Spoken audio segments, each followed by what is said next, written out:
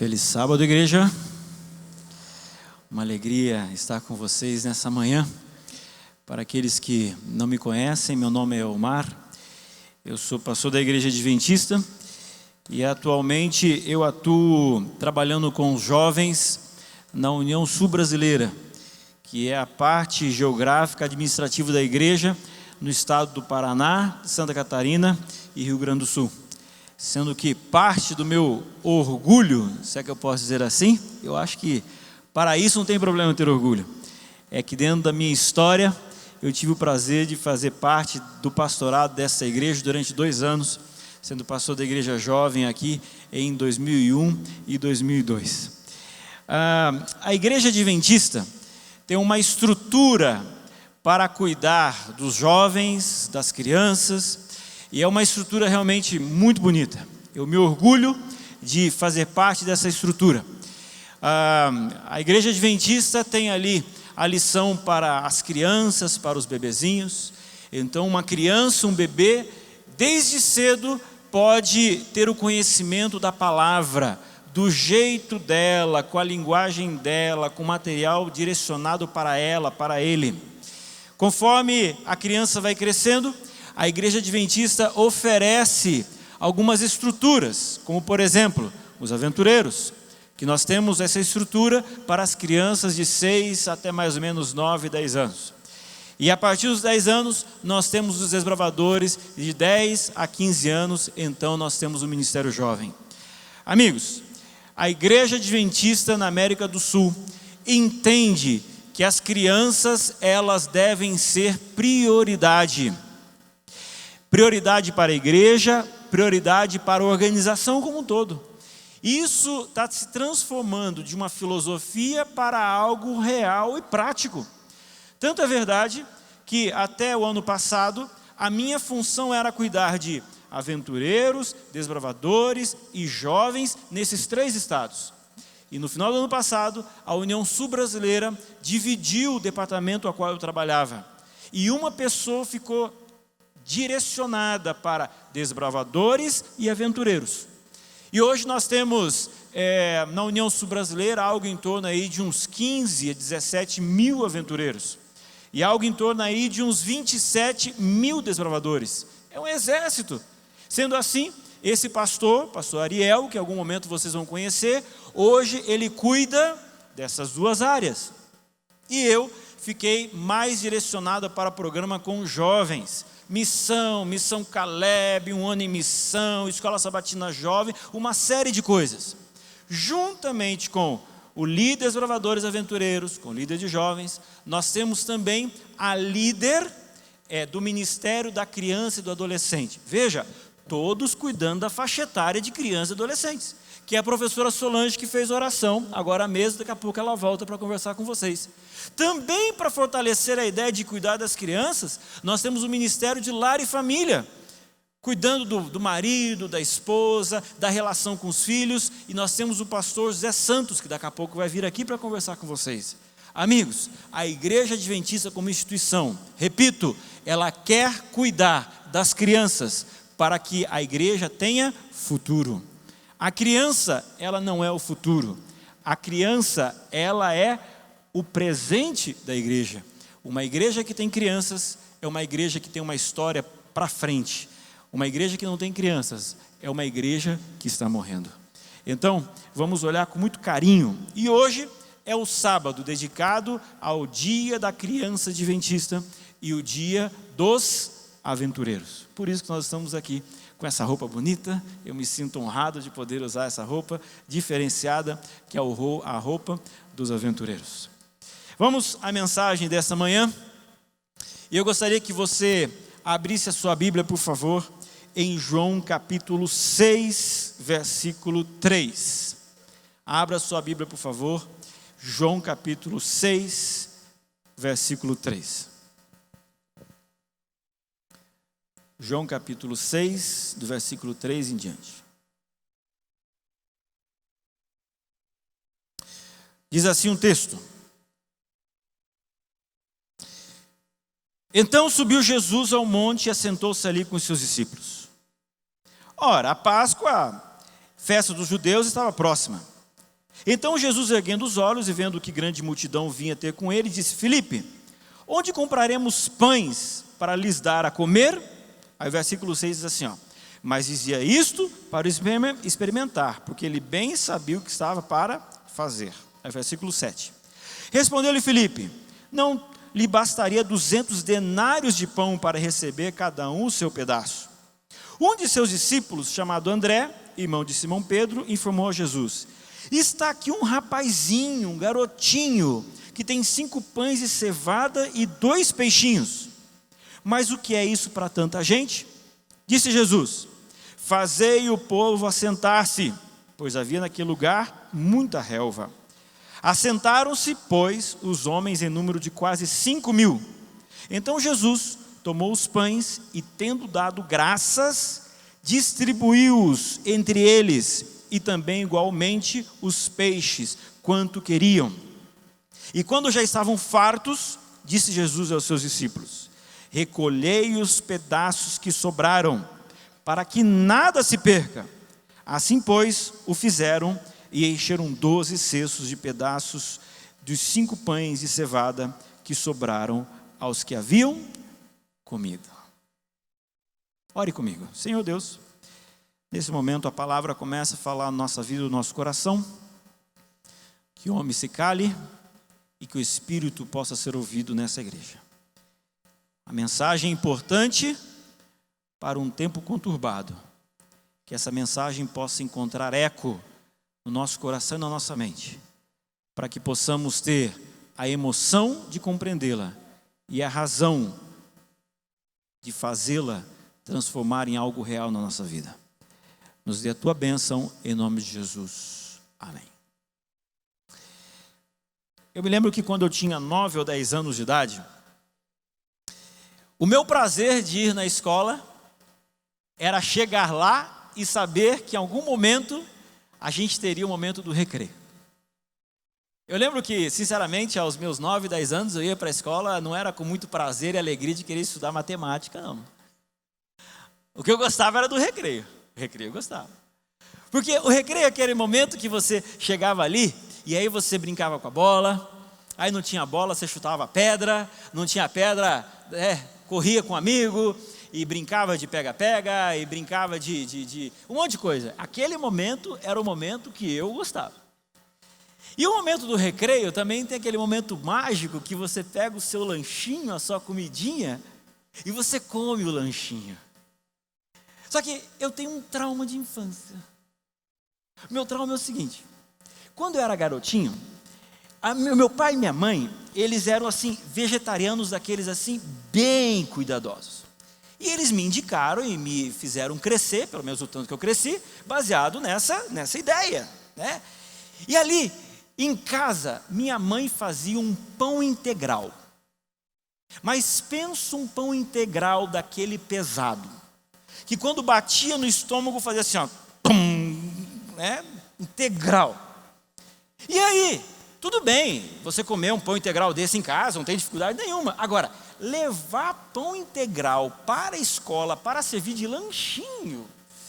Gente, eu olhava para o meu amigo que ia lá na cantina e comprava aquele pedaço de bolo cheio de chocolate, e quando ele comia, o chocolate escorria. Eu olhava para aquele bolo de chocolate, olhava meu pãozinho integral, né? Olhava para o meu amigo que comprava um pedaço de pizza, grandão. E aquele tio, ele era bondoso na pizza e no queijo, sabe? Porque ele colocava aquele tanto de queijo, que quando quem comprava a pizza ia comer, fazia assim, com aquele queijo. E eu olhava para aquele queijo, olhava meu pãozinho integral, tal. Até um dia que eu fui abençoado. Estava ali sentado, comendo meu pãozinho integral, quando de repente um amigo meu chegou e falou assim: Omar, o que você está comendo? Eu falei: estou comendo meu pãozinho. O cara me dá um pedaço? Eu falei: dou. Aí quando eu dei um pedaço para ele, ele falou assim: toma um pedaço da minha pizza. Eu experimentei. Aí daqui a pouco ele falou: gente, mas que pãozinho delicioso. Você quer trocar? Você fica com a minha pizza e eu fico com o seu pão? Eu falei: ô Senhor, obrigado. Deus é Pai. E aí sabe que tem defeitos que se transformam em qualidade? Eu descobri isso. Esse meu amigo, ele era muito fofoqueiro.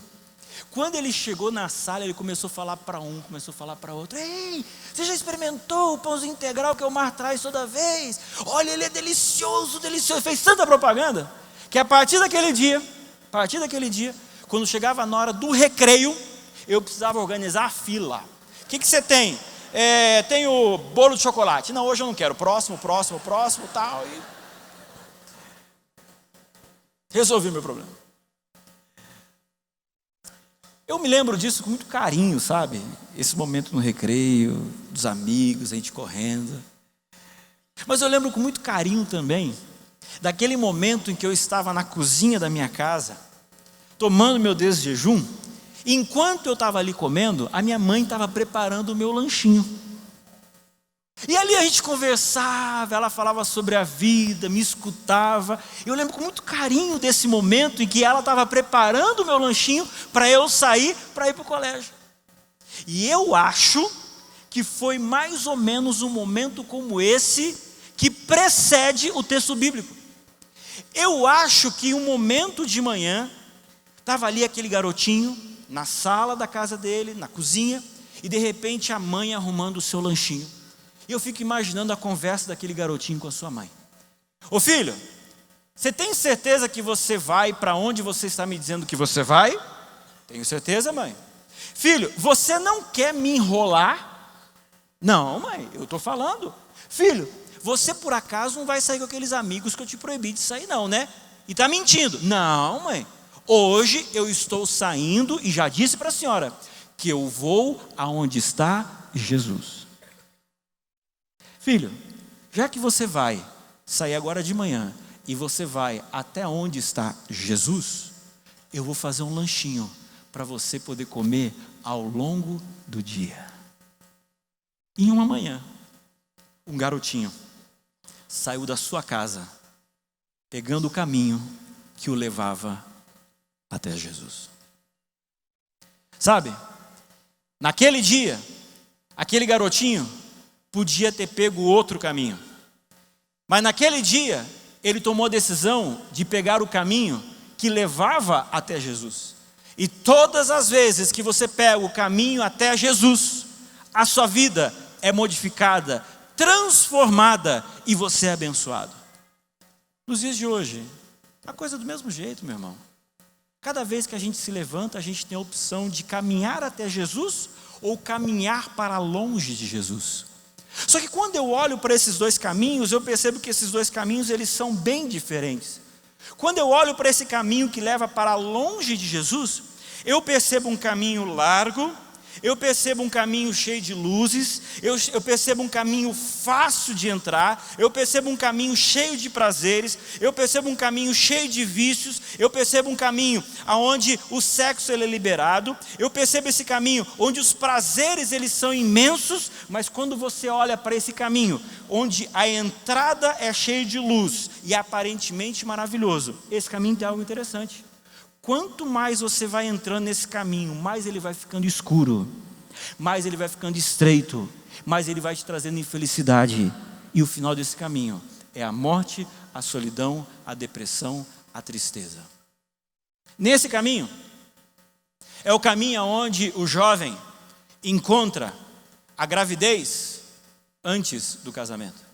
É esse caminho que o jovem encontra um poste num sábado às 4 da manhã, completamente embriagado. Este é o caminho que os jovens encontram a solução na baleia, seja lá que cor for, para a solução para os seus problemas. Nesse caminho é onde o jovem encontra razões, seja ela 13, seja ela 12, seja ela 15 ou 20, para colocar fim à sua própria vida. Esse é um caminho. E nesse caminho existem muitos jovens, muitas crianças que estão caminhando. Mas existe outro caminho.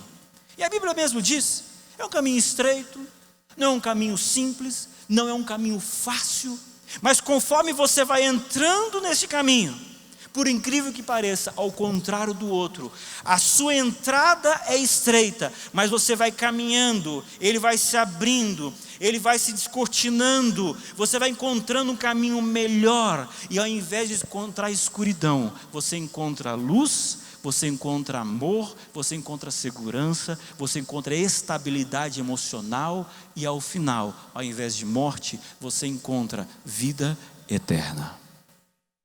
A questão é a seguinte: tanto para caminhar em um caminho ou outro caminho, existem dois grupos de pessoas que nos influenciam a entrar e andar nesses caminhos. O primeiro grupo são os amigos. Por isso que você pai, você mãe e você jovem tem que tomar cuidado com o tipo de amigo que você tem.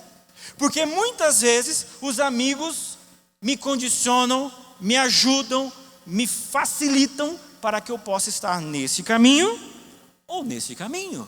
Por isso que eu tenho que cuidar com os meus amigos. Mas existe um segundo grupo que também me ajuda a caminhar em um caminho ou em outro caminho. Sabe quem são? São os pais. Os dois grupos que mais influenciam jovens e crianças a tomar as suas decisões e definir os seus caminhos: jovens, amigos e pais. Aí eu faço uma pergunta para você que é pai. Nesse momento, você está deixando o seu filho tomar a decisão de qual caminho que ele vai trilhar na sua vida de forma solitária? E você acha que ele tem condições de tomar essa decisão sozinho? Primeira pergunta. Segunda pergunta: você está trilhando o caminho juntamente com seu filho? Aonde que você está? Aonde que o seu filho está?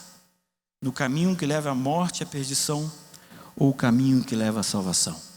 Aonde ele está e aonde que você, pai, está? Quando fala de caminho e quando fala de educação, existe um versículo da Bíblia que ele é um versículo referência para esse assunto que nós estamos tendo, que é o versículo de Provérbios capítulo 22, versículo 6, que diz assim. Abra sua Bíblia, por favor, em Provérbios capítulo 22, versículo 6, que diz assim: ensina a criança no caminho em que deve andar, e ainda quando for velho, não o quê? Ensina. Olha para mim, entenda a minha afirmação. Ninguém escolhe nascer. Olha para mim, entenda a minha afirmação. Ninguém escolhe nascer. Mas dar vida é uma escolha. Você não teve opção de pensar assim: eu vou nascer. Você não conseguiu. Mas dar vida é uma opção. Você podia ou não ter um filho. Você podia ou não dar a vida. Mas quando você tem opção em dar a vida, existe o imperativo. E o imperativo diz: ensina. Você não é obrigado. Mas se você deu vida, existe o imperativo bíblico que diz: ensina. Aí você vira para mim e fala assim: mas quem que tem que ensinar? Será que é a avó? Deus abençoe as vovós. Será que é a tia? Deus abençoe a tia. Será que é a televisão? Não, não abençoe a televisão. A Bíblia é clara. Quando você olha para Deuteronômios, no capítulo 6, no versículo 5, a Bíblia é clara quando diz assim. Deuteronômio 6, versículo 5 diz: amarás, pois, o Senhor teu Deus de todo o teu coração, de toda a tua alma e de toda a tua força. Essas palavras que hoje te ordeno estarão no teu coração, e tu as inculcarás a teus filhos. Amigos, a responsabilidade de ensinar é do pai e da mãe. O problema é que quando você entende um pouquinho a respeito de ensino, Existe um pensamento que diz o seguinte: você só ensina quando a pessoa a qual você está ensinando aprende. E sabe onde que eu aprendi isso? Eu era um garoto de 19 anos e comecei a dar aula de religião. E na minha época eu estava dando aula de 5ª série até 3º ano. Uma coisa louca. Eu nunca tinha dado aula, nunca tinha aprendido a dar aula, e de repente eu entro numa sala de aula para ensinar. E eu percebi que eu não conseguia ensinar, eu não sabia ensinar, e para isso eu comecei a ler muitos livros. Em um dos livros, que se chama Ensinando para Transformar Vidas, eu li esse conceito que mudou a minha vida. Você só ensina quando o outro aprende. A partir disso, eu comecei a entender assim: se eu chego numa sala de aula e ensino de um jeito, faço uma prova e percebo que a maioria não aprendeu, eu não posso olhar para os meus alunos e chamá-los de incompetente. Eu tenho que olhar no espelho e falar assim: você não conseguiu ensinar. Baseado nesse conceito, eu comecei a entender que cada um aprende de um jeito.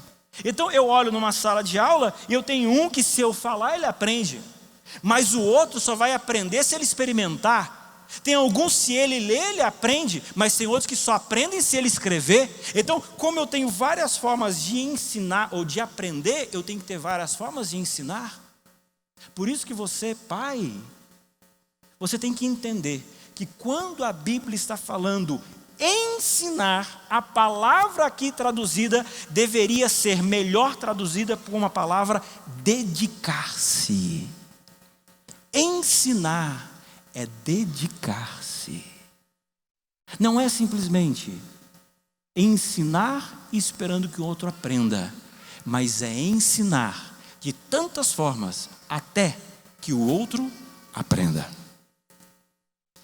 E sabe qual a melhor forma de você ensinar qualquer coisa às outras pessoas? É através de uma coisa chamada exemplo. A melhor forma de ensinar qualquer coisa a alguém é você estar indo à frente, mostrando o como. Algum tempo atrás, eu li uma história que um general americano, na época da Segunda Guerra Mundial, quis mostrar para as pessoas o que é liderar. E ele pegou uma corda, que aqui eu substituí por um pedaço de corrente, e na frente de todos os outros generais ele virou e falou o seguinte: sabe o que é liderar? É você ir à frente, mostrando o lugar e para onde que você deve ir. Você vai na frente. E quando você lidera, quem está indo atrás, está indo atrás de você. Agora tenta fazer o contrário. Tenta o líder ir atrás. E agora tentar fazer com que isso daqui mostre ao líder qual é o caminho. Vamos lá? Não tem como. Então, um pai, uma mãe, é isso daqui. É você estando na frente e você mostrar o caminho e eles estão vindo. Então, se você for para o lugar errado e se você resolver cair num precipício, provavelmente o seu filho cai junto. Agora, se você sabe para onde é que você vai e você vai naquela direção, provavelmente ele vai atrás de você. Agora, se você não sabe para onde ir e simplesmente deixá-lo ir para onde ele quiser, ele não saberá para onde ir, porque ele precisa de um exemplo. E amigos, os filhos aprendem de uma forma impressionante. Esses dias eu fiz compras no supermercado e eu pegava do carro e colocava no chão da cozinha. Pegava do carro, colocava no chão da cozinha. E eu tenho uma ajudante de 1 ano e 3 meses, 1 ano e 6 meses agora. E a parte dela, nessa parte, é eu pegar a compra de dentro do carro, colocar no chão da cozinha, e a parte dela é tirar de dentro da sacolinha e espalhar no chão da cozinha. Essa é a parte dela e ela faz de uma forma perfeita. Mas nesse dia uma coisa me chamou a atenção. Enquanto eu estava fazendo a minha parte do serviço, e ela a parte dela, eu cheguei na cozinha e de repente vi que ela pegou a gilete. E a hora que eu cheguei na cozinha, ela estava com a gilete, ainda com o plástico, mas passando no rostinho dela assim. Eu olhei para aquilo e falei assim: gente, eu não acredito. 1 ano e na época 3, 4 meses. Quantas vezes aquela criatura entrou no banheiro e me viu fazendo a barba? Quantas vezes? Sei lá, 3, 4, 5, não sei. Só que olha a cabeça. Na hora que ela entrou e percebeu que tinha aquilo ali, ela falou, bom, isso aqui serve para uma coisa que eu já vi, para que serve? Aí um dia eu estava na mesa com a minha esposa e meu filho com o cotovelo em cima da mesa. Aí eu olhei para aquela cena e falei assim, filho, tira o cotovelo de cima da mesa. Tira o cotovelo de cima da mesa, que coisa feia. Daqui a pouco ele saiu, foi no banheiro, ou foi na cozinha, não me lembro. A minha esposa virou para mim e falou assim, Omar, por que você fica mandando o garoto tirar o cotovelo de cima da mesa? Eu falei, porque está errado. E o seu está onde? Eu falei, aonde? Os meus estavam em cima da mesa. Aí eu percebi que meu filho estava aprendendo muito mais com o que ele via do que com o que eu falava. Tem um vídeo que mostra o exemplo e essa relação de pai e de filho. Eu não sei se consegue colocar aqui aquele vídeo do exemplo, mas veja que coisa impressionante. É um vídeo conhecido, mas que demonstra claramente o que um pai e uma mãe fazem. Basicamente aquilo que seus filhos reproduzem. Nessa manhã, eu estou fazendo uma pregação para você, pai, mãe, para que antes de que você fale, você viva. Antes que você peça, você faça. Antes que você mostre o como, você faça. E aí você vai perceber que o ensinar da Bíblia vai ser poderoso.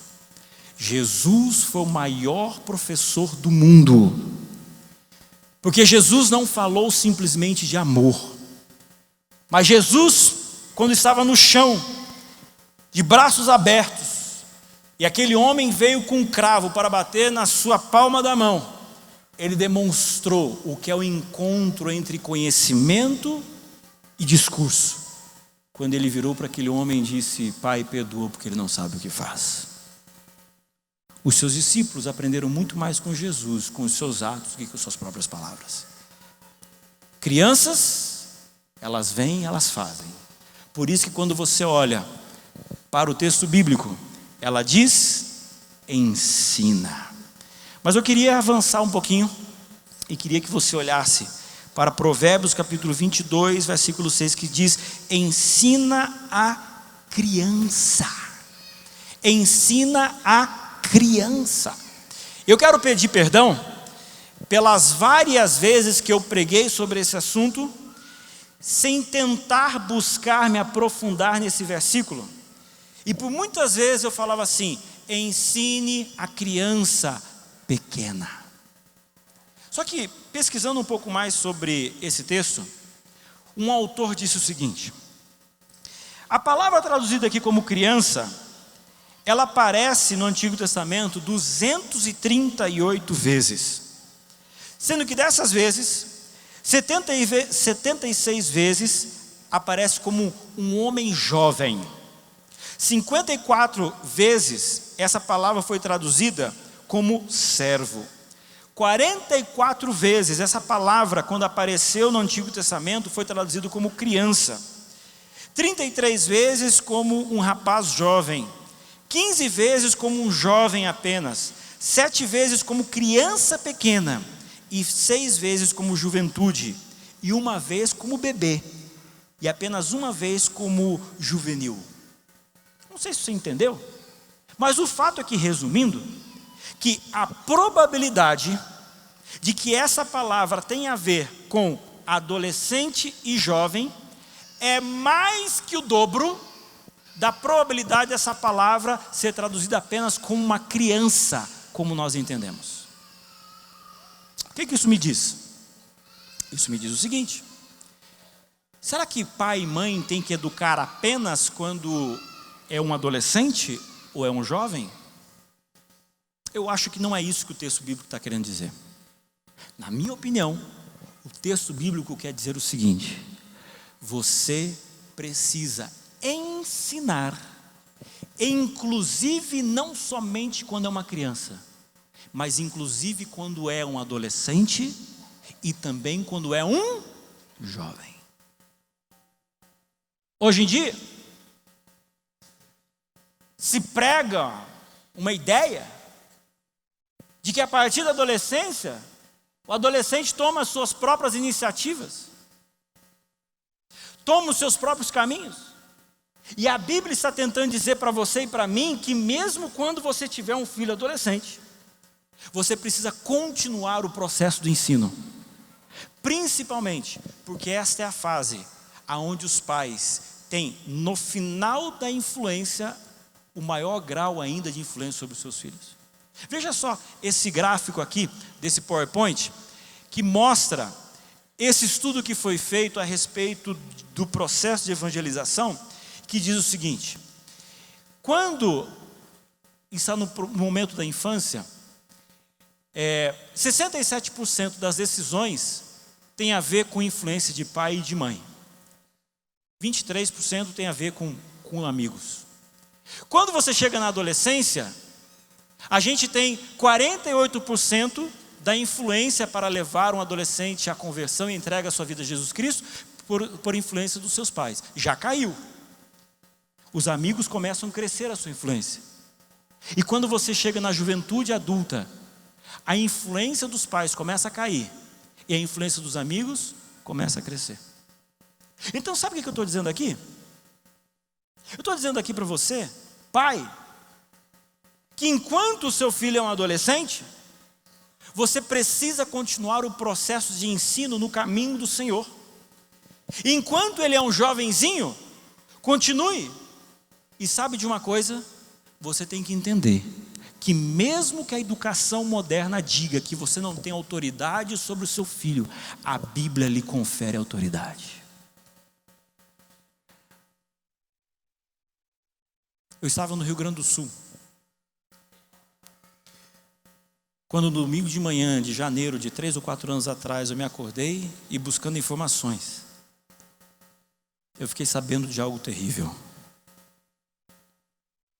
Naquela noite, a Boate Kiss tinha pegado fogo e mais de 200 jovens tinham morrido. E naquele dia e durante a semana, várias informações e histórias começaram a aparecer. E uma das que mais me tocou foi essa daqui. Jovem diz que escapou da morte porque pai o proibiu de sair. O estudante João Vitório Tavares, 19 anos. Quantos anos, irmãos? 19 anos. Diz que poderia ter sido mais uma das mais de 200 vítimas do incêndio da Boate Kiss, ocorrido na madrugada desse domingo em Santa Maria. Sua vida, segundo ele, foi salva pelo seu pai, que trancou o pé e me proibiu de sair.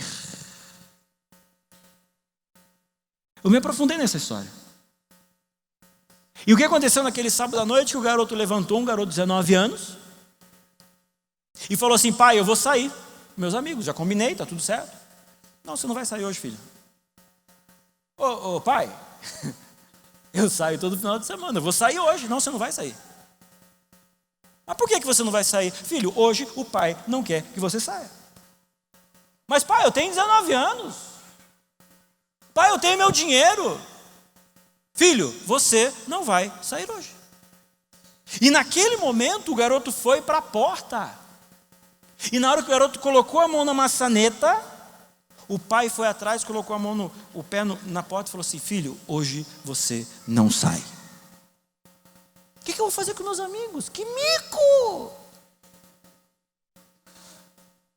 Manda um WhatsApp avisando que você não vai. Quando foi naquela madrugada, o celular daquele garoto começou a tocar uma atrás da vida. Os amigos tentando um encontrar o outro para saber quem estava vivo e quem estava morto. Em uma outra reportagem ele fala o seguinte: eu estou salvo porque obedeci o meu pai. Um garoto de 19 anos.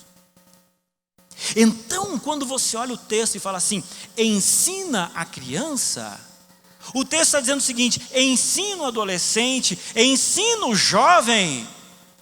Então você, pai, é responsável para com ele. Só que agora eu vou conversar de forma específica para você, garoto de 15, 16 anos, 17 anos. Que eu tenho uma mensagem para você também.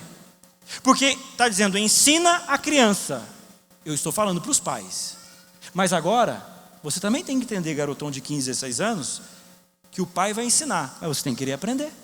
E aí então, eu queria que você abrisse a sua Bíblia em 1 Pedro, no capítulo 5. Olhe o que está escrito em 1 Pedro, capítulo 5, no versículo 5. 1 Pedro, capítulo 5, versículo 5 diz assim: rogo igualmente aos jovens. Amigos, esse texto cresce no momento em que eu entendo que do versículo 1 ao versículo 4, Pedro, o amigo de Jesus, o discípulo de Jesus, quem ficava com Jesus, escreveu do versículo 1 ao versículo 4 para pastores.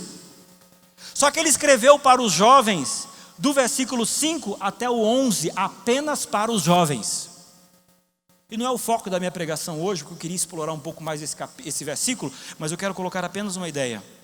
Esse versículo diz o seguinte: rogo igualmente aos jovens, sede submissos aos que são mais velhos.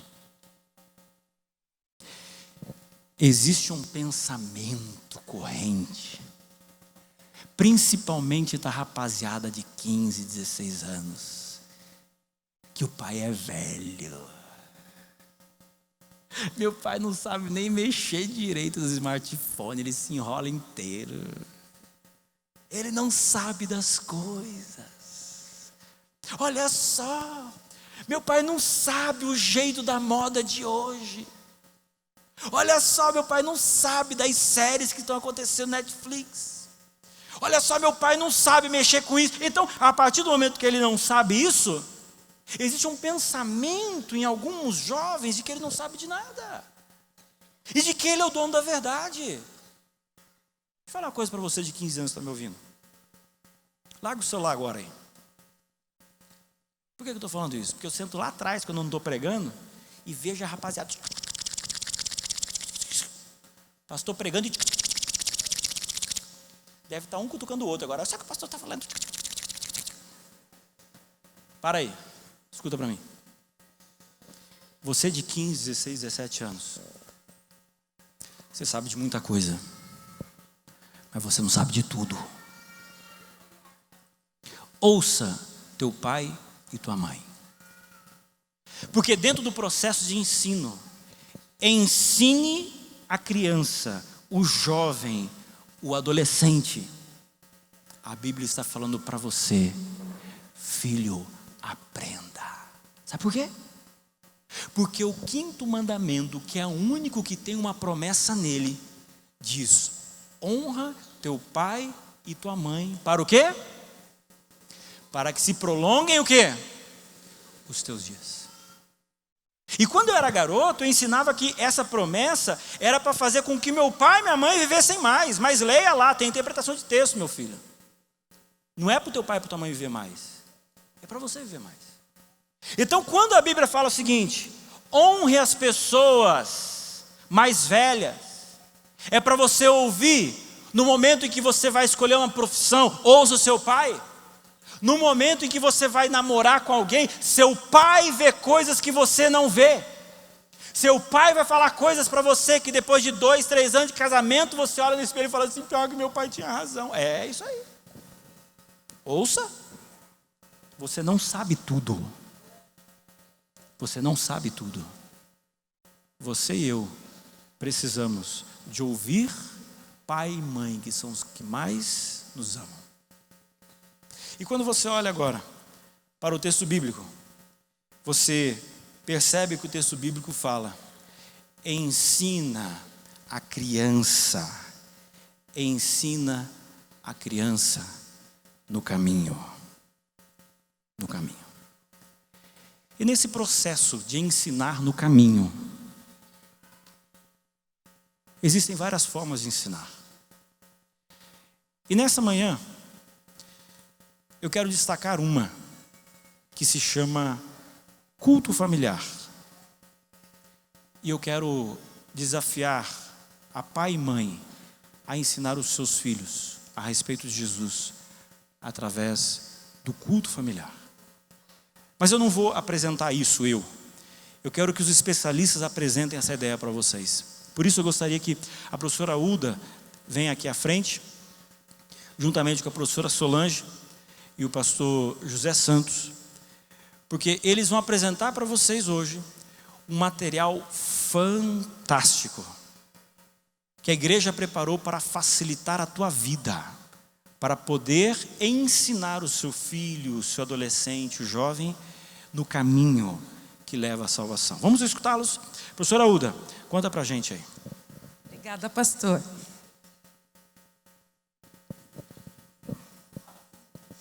Bom dia, irmãos. Já perceberam que o nosso culto hoje é diferente, não é? Eu estou aqui à frente, bem feliz, com o pastor José Santos, que cuida do Ministério de Mordomia e Lar e Família na União Sul-Brasileira, e com a professora Solange Santos, que é responsável pelo Ministério dos Adolescentes e o Ministério da Criança, que eu estou representando. Eu gostaria que eles pudessem dar uma saudação à igreja. Eles já participaram do motivacional de ofertas, mas agora seria o momento. Bom dia a todos. Para mim e para minha esposa é um privilégio poder estar aqui, principalmente falando de um tema que nos agrada tremendamente. É um prazer estar aqui. Um prazer tremendo sempre estar com vocês, irmãos aqui da Central. E queremos ainda, numa ocasião como essa, né? Mais ainda numa ocasião como essa, tão especial, em que nós estamos ressaltando o valor, né, da criança e da educação dela ainda bem tenra. Muito bem. Para nós da igreja é familiar falarmos em organização superior, divisões, uniões, associações. Os visitantes que estejam conosco, essas são siglas ou expressões em que a nossa igreja é organizada, desde a parte mais superior até o pastorado em cada igreja e a liderança leiga. Pastor, o que na última reunião da Conferência Geral ficou decidido, entre outras coisas, mas que nos afeta particularmente? Trabalhar com novas gerações. Amados, para vocês terem uma ideia, das pessoas que decidem por Jesus se convertem para a igreja, 33% de 4 a 14 anos. Incrível, não? Se você somar isso juntamente com jovens e adolescentes, dá um total de 77%. E nós estamos perdendo esse grupo. Portanto, a Igreja Mundial e a Divisão Sul-Americana, nós estamos preocupados com isso. O que fazer para mudar essa estatística? O que deve ser feito? É fundamental você entender que para uma criança de 4 a 10 anos ter acesso a Jesus, o pai entra como figura principal. É fundamental porque ela precisa de secundarização, ela precisa de modelo, ela precisa de exemplo para vivenciar isso quando ela for um adolescente. Mas o grande problema, professora Uda, é que nós plantamos a semente, nós adubamos, nós molhamos e depois não gostamos do fruto. Entende? Não apreciamos o fruto. E por que nós não apreciamos o fruto? Foi porque o modelo teve dificuldade em se apresentar aos filhos. Mas acontece, professora, que às vezes você faz o melhor, você faz tudo e mesmo assim os filhos escolhem outros caminhos. Mas diante de Deus você está livre e em paz. O que deve ficar hoje é que nós precisamos moldar, como diz o pastor Elmar, ser exemplos para que os filhos possam seguir sem medo de errar. Portanto, a Conferência Geral e a Divisão Sul-Americana, ela está trabalhando muito forte. Semana passada tivemos um congresso da Conferência Geral, o primeiro congresso de família, família, adolescentes, crianças e Ministério da Mulher. Foi em Budapeste, Hungria. E o foco foi trabalhar com as novas gerações, fazendo adoradores desde pequeno. Amém. Irmãos, a Igreja Central, dentro deste projeto, está fazendo a sua parte. Nós temos o Ministério Rebeca, que atende as meninas. Nós temos o Ministério Isaac, que atende meninos. Nós temos o Central Kids, que promove atividades especiais e está trabalhando bastante junto com o projeto Bem pelo Bem. Nós temos o Curitiba Kids, que também ajuda as crianças na espiritualidade. Nós temos os aventureiros, que hoje tiveram a sua participação. Nós temos os desbravadores, que também participaram hoje. Nós temos a classe dos adolescentes. Também foi criado recentemente o coral dos adolescentes. E nós temos o Ministério da Criança. A Igreja Central de Curitiba, com a graça de Deus, está ajudando as famílias a protegerem as suas crianças. E nós fizemos aqui como se fosse um muro, mas vocês estão percebendo que ele está incompleto. Logo, logo vocês vão perceber com o pastor Elmar quem é que vai completar esse muro. Professora Solange, o que a União Sul-Brasileira promove neste ano para ajudar essas famílias? Bom dia, igreja. Mais uma vez, é um prazer estar aqui. Unido ao Ministério da Criança e Adolescente, ao Ministério da Família, nós juntamos as forças para edificar e fortalecer o culto familiar. Porque é no culto, queridos, que foi instituído por Deus, é que nós, pais, conseguimos inculcar na criança e fortalecer conceitos cristãos, trocar experiências, contar as nossas experiências cristãs. É um momento de união, de agregar a família, de unir a família. É um momento de você ver como foi o dia, perceber se a tua criança está mais triste, se ela está muito eufórica, saber por que ela está tão feliz. É no momento do culto que a gente para tudo. Desliga celular, desliga a televisão, para tudo. Desliga o fogão. E a gente olha, olho no olho. A gente presta atenção como que está o semblante do esposo, como está o semblante da esposa, dos filhos, se ele está envergonhado, quem sabe escondendo alguma coisa. Gente, o horário do culto, Deus fez especial para que a gente tivesse esse refrigério, esse momento de conexão. E pensando nisso... Você me fez lembrar de uma história muito interessante que circula na internet sobre uma família. Pai, mãe e um filho. Ocorre que o pai saía muito cedo para o trabalho, enquanto o pai ainda estava... Aliás, o pai saía muito cedo para o trabalho, enquanto o filho ainda dormia. E quando o pai chegava do trabalho, o filho também já estava dormindo.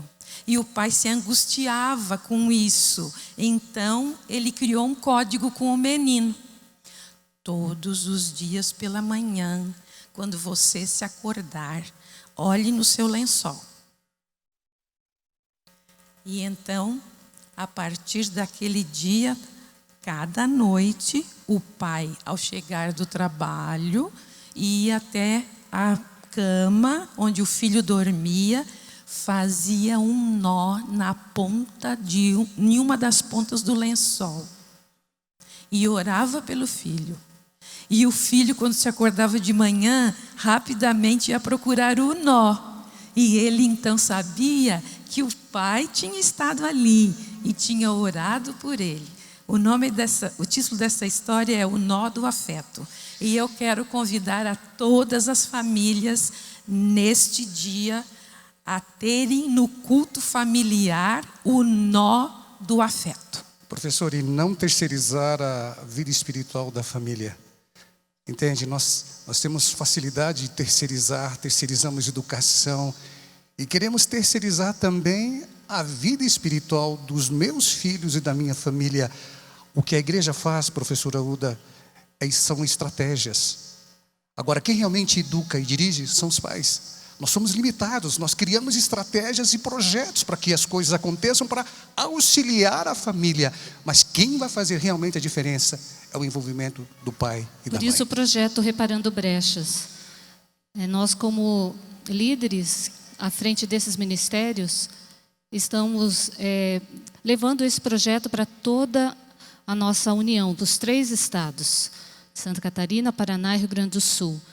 E esse projeto, ele fortalece essa relação de pai e filhos.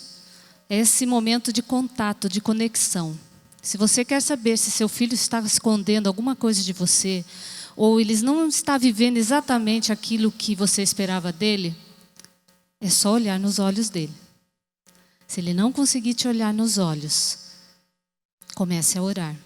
Para que você precisa ter uma conversa de coração a coração com seu filho.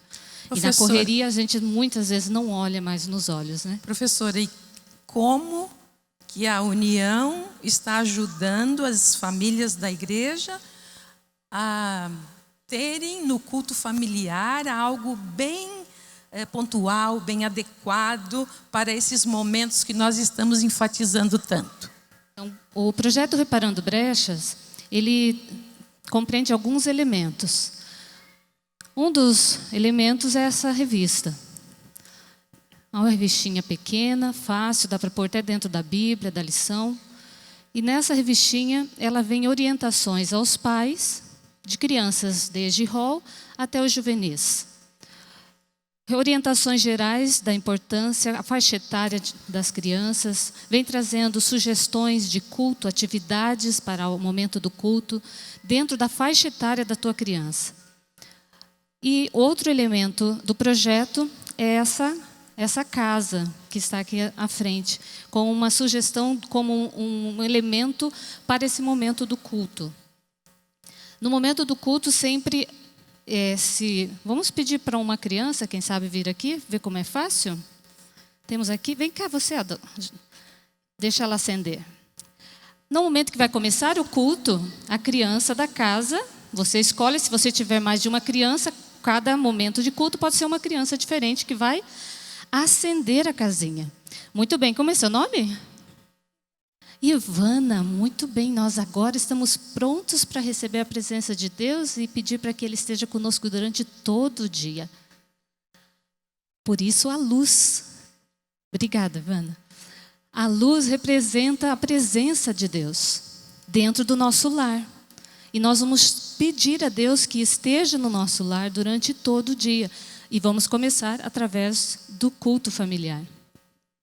Na hora que terminar o culto, a criança vai lá e apaga a casinha. É um momento especial que a gente chama Deus para o lar. Só que no final de semana, no sábado, tem uma atividade diferente. A casinha ela é acesa no culto de pôr do sol do sábado, da sexta-feira, e ela vai ficar acesa até o pôr do sol do sábado. Quando nós fizermos o culto do pôr do sol no final do sábado, para nos despedirmos do sábado, a casinha vai ser apagada. Professora Solange, dá licença só um momentinho. Eu gostaria de dar uma boa notícia às famílias da Central. A Associação Sul Paranaense está subsidiando a aquisição dessa casinha. Hoje é sábado, mas como é para um motivo muito nobre, eu vou falar sobre o projeto. Com licença, pastor. Assim, seria uma casinha um pouquinho menor que essa.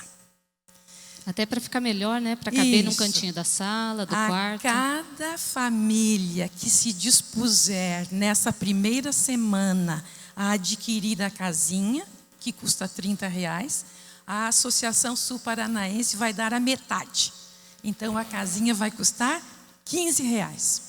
É só me procurar que nós vamos fazer a listagem. E não tem problema, pode deixar ligada, porque é uma luz fria, não vai queimar, não vai dar problema nenhum, não vai pegar fogo. Já vem prontinha. E quem quiser uma plaquinha com o nome da família aqui à frente da casinha também pode. Está aqui, ó, Família Santos, é a minha família. Casinha. Outra coisa, nós encomendamos 47 mil revistas. A União encomendou 47 mil revistas. Temos uma associação, a Associação Catarinense, juntamente os 2 departamentos, eles investiram em 3.000 casinhas. Eles vão estar oferecendo às famílias, com a certeza de que isso vai colaborar, porque a criança, ela aprende e ela é ensinada com coisas práticas, lúdicas. E essa é uma forma muito lúdica da criança entender a presença de Deus e a importância do sábado. O sábado é um dia especial, diferente. Antes eu falava muito, agora ela que está falando. Fala de onde veio esse projeto aqui, começou onde? Ah, sim. Acho que a professora Uda está aqui com um outro elemento também que faz parte do kit do Reparando Brechas, que é o imã da geladeira. Aqui também tem uma casinha que representa a sua casa, o seu lar. Em cima no telhado está dizendo assim: eu e a minha família adoramos ao Senhor todos os dias. E em cada janelinha nós temos 6 janelas e uma porta. Em cada janela está o dia da semana, domingo, segunda, terça, quarta, quinta e sexta. E aqui fora estão os conteúdos da que vai preencher. Logo que terminar o culto, a criança vai lá, hoje é domingo, vamos por aqui, faz de conta que já fizemos o culto do domingo. Hoje é sábado, então nós vamos colocar a janela do sábado e assim até terminar a semana. E no sábado, que é diferente, é o dia do Senhor. Então, é a porta da casinha. E a família que está aqui representada está vestida para ir adorar a Deus na igreja. É o dia que nós adoramos a Deus na grande família. O Ministério da Criança, da Central, está patrocinando um suporte desse imantado por família, não por criança. Amém. Vocês irão receber não neste sábado, mas no próximo. E esse projeto, ele não nasceu no nosso coração. Ele nasceu aqui, irmãos, no coração da Igreja Central de Curitiba. Esse projeto foi feito aqui. Fala um pouquinho, professora Uda. Isso nasceu no coração seu. É uma pessoa que sempre foi apaixonada por esse ministério. E a gente louva a Deus pelo teu trabalho aqui. Amém. Conta um pouquinho como isso nasceu e se tornou todo esse projeto tão rico que é.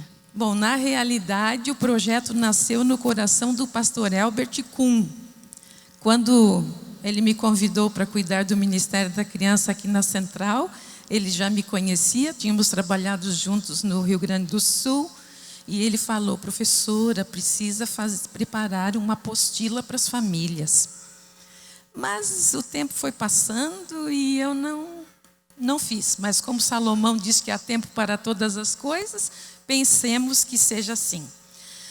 Vendo que muitas crianças das nossas classes não têm lição, não sabem o verso áureo da lição, não fazem culto.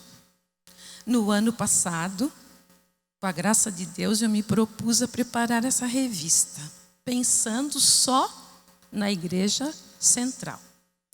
Mas depois, o pastor Santos e a Solange tomaram conhecimento e eu doei os direitos para a União. E assim que a revista foi preparada para toda a União. E pela graça de Deus não está ficou chegando... na União. Não ficou na União. Queridos, foi traduzido para o espanhol e hoje está sendo traduzido para o espanhol e hoje está na divisão sul-americana. Em todo o território da divisão sul-americana, um programa que começou aqui, Amém. na Igreja Central de Curitiba. Amém. quando Deus dirige as coisas, ela vai tomando uma proporção que a gente não consegue, imaginar. Quando foi colocado isso no coração aqui. E mesmo antes de nós apresentarmos, nós temos uma reunião anual. Todos os anos, todos os departamentos vão até a divisão em Brasília para uma reunião anual de líderes. E mesmo antes de nós apresentarmos esse projeto lá para a divisão, em março desse ano, já no final do ano passado, quando nós já estávamos trabalhando com esse projeto para ser lançado aqui na nossa união, o pastor responsável pela família da divisão esteve no Rio Grande do Sul. E lá no Rio Grande do Sul, ele ouviu e viu o lançamento de um dos nossos campos desse projeto lá. E então assim já entrou em contato conosco para saber do projeto, como que era. E mesmo antes de a gente chegar com o projeto lá, Deus já estava providenciando tudo. Então, mais uma vez, professora Uda, não é enaltecendo pessoas que a gente está aqui, mas enaltecendo Deus. Amém. E a gente permite, né, as pessoas que Deus faça o trabalho dele. E o foco geral hoje da Divisão Sul-Americana para o Ministério da Família é o culto familiar. Nós acreditamos que se a família começar o dia na presença de Deus, todas as outras coisas Amém. serão acrescentadas. Amém. Tudo começa quando a família está reunida diante de Deus. Nós vamos concluir e eu gostaria de falar uma pequena frase que eu tenho falado em alguns treinamentos que alguns campos têm me convidado a fazer. Se a família quiser estar em pé diante do trono de Deus, dizendo, eis-me aqui com os filhos que o Senhor me deu, essa família precisa estar em pé diante de Deus todos os dias, representado pela cruz de Jesus. Irmãos, todas as crianças matriculadas no Ministério da Criança irão levar para casa hoje uma revista dessa. Doação da Associação Sul-Paranaense. E a igreja diz? Mas depois desse sermão maravilhoso do pastor Elmar, que deixou tão clara a responsabilidade dos pais, nós do Ministério da Criança apelamos para que essa revista não seja só mais um elemento em casa.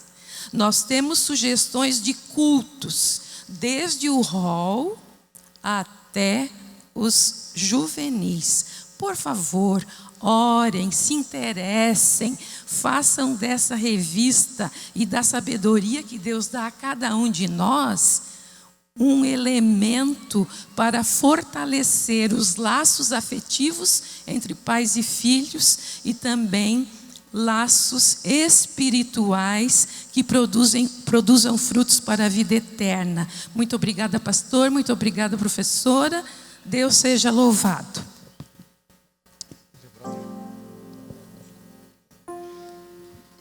Essa é uma igreja que se preocupa com as suas crianças. Essa é uma igreja que se preocupa em ensinar. Essa é uma igreja que se preocupa em levar o seu filho para o céu. E quando eu olho para essas duas figuras, onde eu tenho a cruz e onde eu tenho a volta de Jesus, eu me sinto muito feliz de, como pregador, pregar debaixo do poder da cruz. Mas historicamente, esse púlpito deveria estar lá, porque hoje nós estamos muito mais próximos daquele evento do que desse. E um dia, aquele evento vai acontecer. E na hora que isso acontecer, nós teremos os salvos. Nós teremos as famílias. Nós teremos os pais. Nós teremos os filhos. E naquele momento, os pais que buscaram, se empenharam de ensinar a sua criança, o seu juvenil, o seu jovem, no caminho, esses estarão aos pés do Salvador. Qual caminho o seu filho está trilhando? Qual caminho você está trilhando? Existe um caminho que leva a Jesus. E quando você chega até Jesus, a tua vida é transformada, a vida da tua família é transformada, a vida dos teus filhos, elas são transformadas. Por isso que o texto diz: ensina a criança no caminho. Existe o caminho para chegar na faculdade. Existe o caminho para se ganhar dinheiro. Existe o caminho para muitas coisas nessa vida. Mas a grande pergunta é: o que vale o homem ganhar o mundo e perder a sua alma? Por isso que o texto bíblico diz: busque em primeiro lugar o quê? E todas as outras coisas serão acrescentadas. Se você quer ensinar alguma coisa para o seu filho, para o seu jovem, primeiro você como pai, eu como pai, tenho que ter a consciência de que antes de ensinar, nós temos que conhecer. Antes de ensinar como ser, eu tenho que ser. Antes de mostrar para o meu filho de que ele deve estudar a lição, eu tenho que estudar a lição. Antes de mostrar para o meu filho de que existe um Salvador, eu tenho que conhecer o Salvador. Ensina a criança no caminho. E Jesus disse: eu sou o caminho, a verdade e a vida. E é em Jesus que existe vida. Nessa manhã, nós vamos ter a demonstração prática do que é uma mãe levar os seus filhos até o caminho. No tanque está entrando a Adriana. Em uma cena linda, nós vamos ver a Adriana juntamente com o Lucas, seu filho, Ana Gabriela, a sua filha, e Marcos, o seu filho. E esse batismo é um batismo muito significativo, porque aqui nós temos a força do exemplo de uma mãe, juntamente com a força da estrutura de uma igreja, com desbravadores e jovens, e juntos trazendo a salvação. E essa cena que eu gostaria que você tivesse na sua mente nesta manhã, aonde você vê uma mãe à frente, uma mãe aqui, no meio dos seus filhos, trazendo a eles a salvação. Essa é a cena. Essa é a cena. Me diz uma coisa, Adriano. Muito feliz por tomar a sua decisão? E você acha que a alegria de ter seus filhos juntamente com você, isso completa? Completa. Você conheceu a igreja, depois você participou de um pequeno grupo, não foi isso? O pessoal do pequeno grupo teu está por aqui, será? Olha, então ali, ó. Deus abençoe vocês. E por que o Senhor chamar esse monte de menina apareceu aqui, esses jovens aqui? Por que eles estão aqui, será? Por que vocês estão aqui? Vocês? É? Legal. Vocês conhecem os meninos que estão aqui na frente? Guaciara. Quem que estava meio indeciso assim, foi para Guaciara e voltou e resolveu entregar? Cadê? É tu, rapaz. Tamanho do menininho. Ensina a criança, a criancinha aqui, né? Como é que é teu nome? Marcos. Marcos. Sua mãe já estava vindo à igreja. E você estava assim, aquela coisa, né? E de repente você foi em Guaciara, né? E o que aconteceu em Guaciara?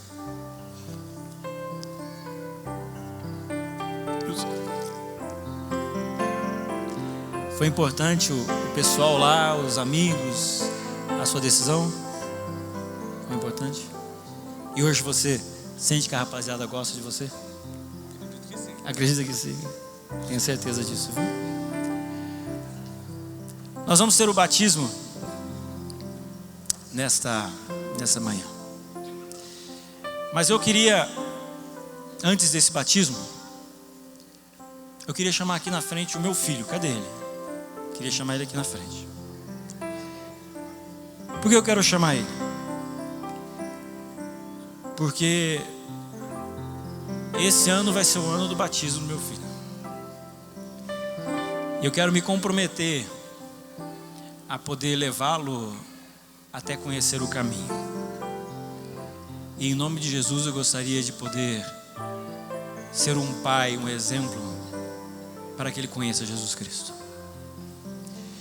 E nessa manhã eu também gostaria de chamar aqui à frente, para ficar comigo, para assistir esse batismo, todos aqueles pais que neste ano também querem levar os seus filhos até o batismo.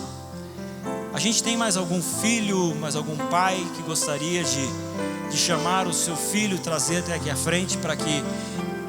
Eu poderia fazer vários apelos, mas eu gostaria de finalizar esse culto chamando aqui à frente os pais que querem levar os seus filhos desse ano.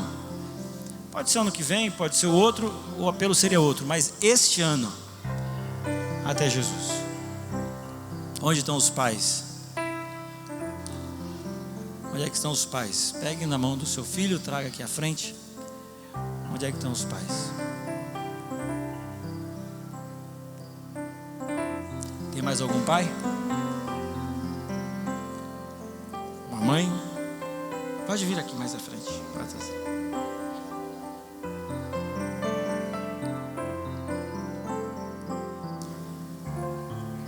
Uma vez eu preguei numa igreja a respeito de família, e no final eu fiquei muito triste quando uma mulher me procurou em lágrimas e falou: pastor, eu fiz tudo,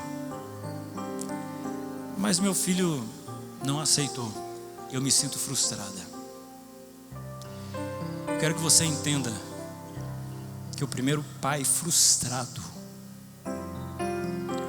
o primeiro pai frustrado do universo foi o próprio Deus,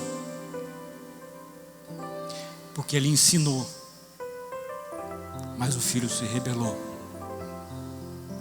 Mas também Deus foi o primeiro que viu em si a promessa de Provérbios se cumprir: ensina o caminho, a criança no caminho, que mesmo quando for velho, o quê? Porque Adão e Eva voltaram.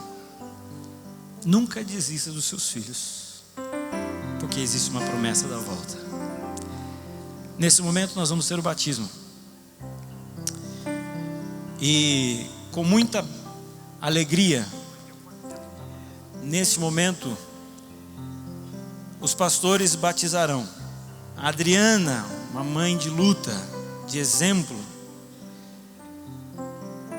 o Lucas, Ana Gabriela e o Marcos, que como família na terra querem também ser uma família no céu, e que eles possam ser fortes até esse dia. E nesse momento os pastores os batizam em nome do Pai, do Filho e do Espírito Santo. Amém.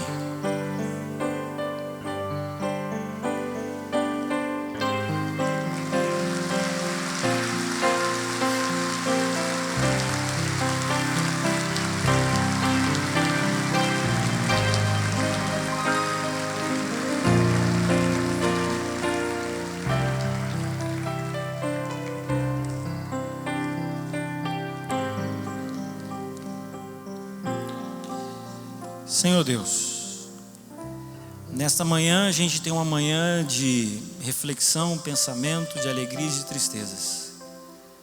Tristeza porque muitas vezes a gente é meio incapaz de levar até os nossos filhos, até os teus pés, mas aquilo que nós somos incapazes, que o Senhor possa nos abençoar. Que essa igreja seja focada em salvar meninos e meninas. Que essa igreja seja focada em salvar jovens. Que essa igreja seja focada nas novas gerações. Que essa igreja seja uma igreja viva, uma igreja forte, uma igreja de exemplo, uma igreja que fortaleça a família, e que como família possamos subir até a salvação em Cristo Jesus. Nos abençoe para que possamos ao longo desse ano, como pais, trazer ainda mais filhos até o Senhor. É o que pedimos em nome de Jesus. Amém.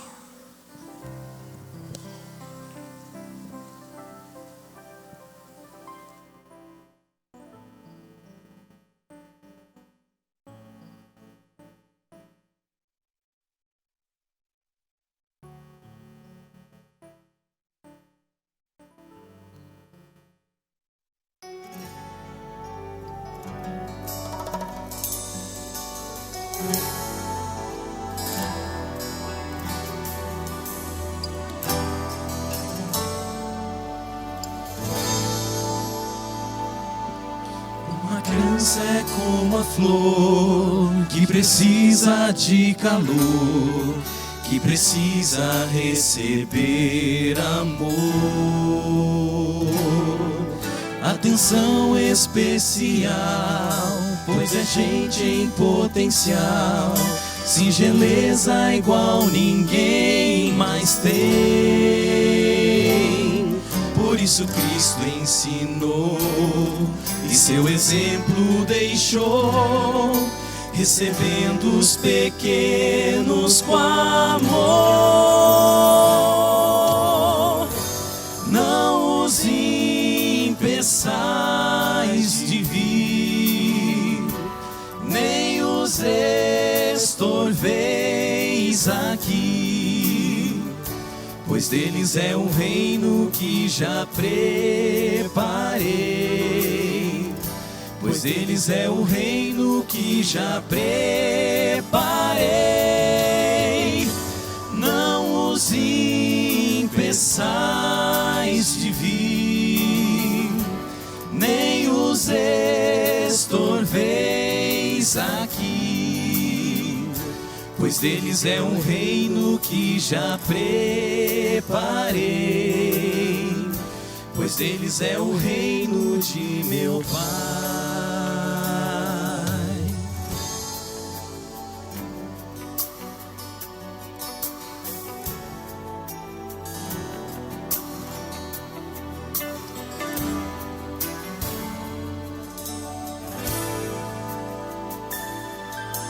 Quiser estar no céu, onde mana leite e mel, como criança deve então viver. Ser tão simples no falar e tão pronto em perdoar, nas pessoas sempre acreditar. Por isso Cristo ensinou e seu exemplo deixou, recebendo os pequenos com amor. Não os impeçais de vir, nem os estorveis aqui, pois deles é o reino que já preparei, pois deles é o reino que já preparei, preparei. Não os impeçais de vir, nem os estorveis aqui, pois deles é o reino que já preparei, pois deles é o reino de meu Pai.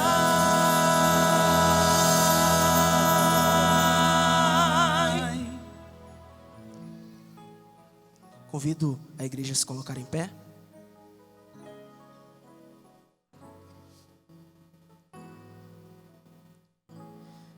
Querido Deus, maravilhoso Pai, Senhor Deus, pedimos que transforme o nosso coração, Senhor Deus, conforme a tua palavra, Senhor. Nos abençoe, nos guarde, esteja conosco agora no momento da escola sabatina. E, Senhor Deus, nos traga no próximo sábado para o santo culto. É o que te pedimos e te agradecemos em nome de Jesus. Amém.